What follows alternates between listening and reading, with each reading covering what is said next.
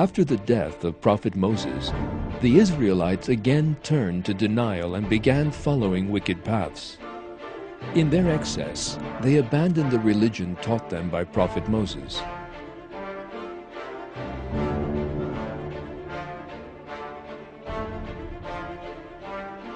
But a period full of suffering then began for them. They suffered many difficulties, and cruel tyrants ruled over them. They suffered terrible oppression. They were exiled from their homes and lands.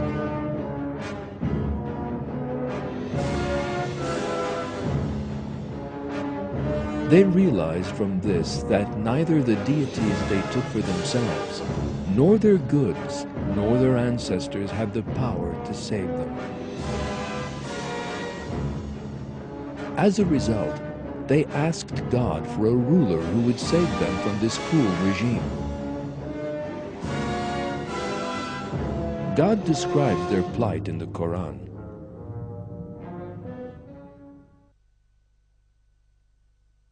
What do you think about the council of the tribe of Israel after Moses' time, when they said to one of their prophets, "Give us a king, and we will fight in the way of God"? He said, "Is it not possible that if fighting were prescribed for you, you would not fight?"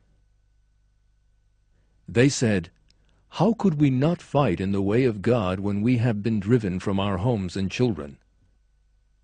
But then when fighting was prescribed for them, they turned their backs, except for a few of them. God knows the wrongdoers.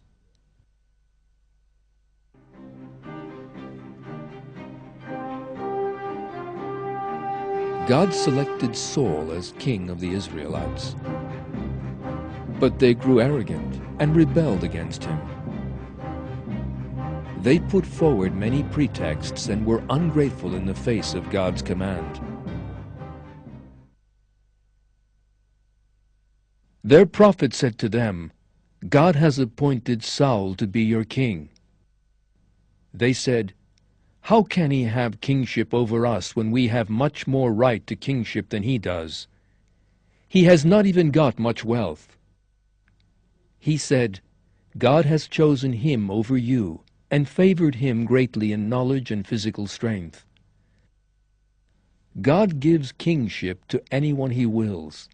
God is all-encompassing, all-knowing. In the face of these objections, God sent them clear evidence that Saul was the king. By means of the presence of the Ark of the Covenant that was with him.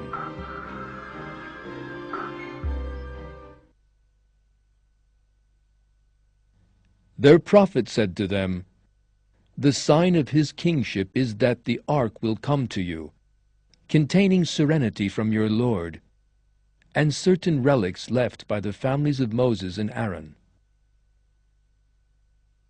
It will be borne by angels. There is a sign for you in that if you believe."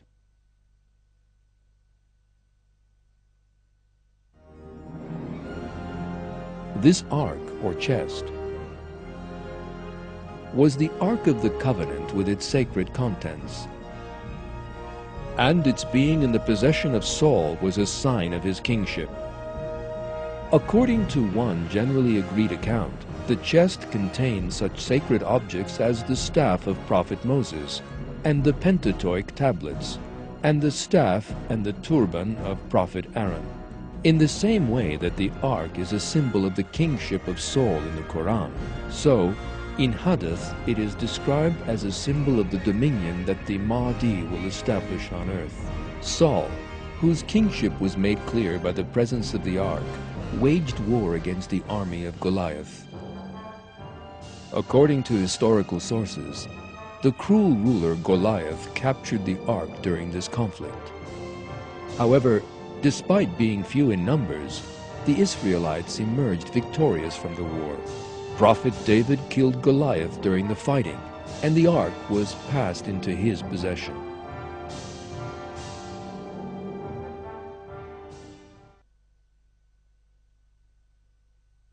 and with God's permission they routed them. David killed Goliath, and God gave him kingship and wisdom, and taught him whatever he willed.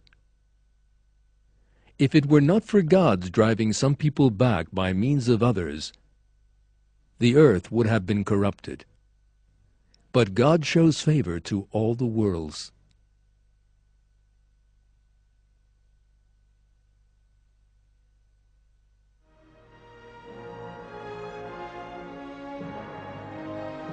Prophet David was both a king and a prophet endowed with knowledge by God. During the reign of Prophet David, Jerusalem was declared capital of the United Kingdom of Israel, and the Ark of the Covenant was thus conveyed to it. Prophet David entrusted the Ark to his successor, Prophet Solomon.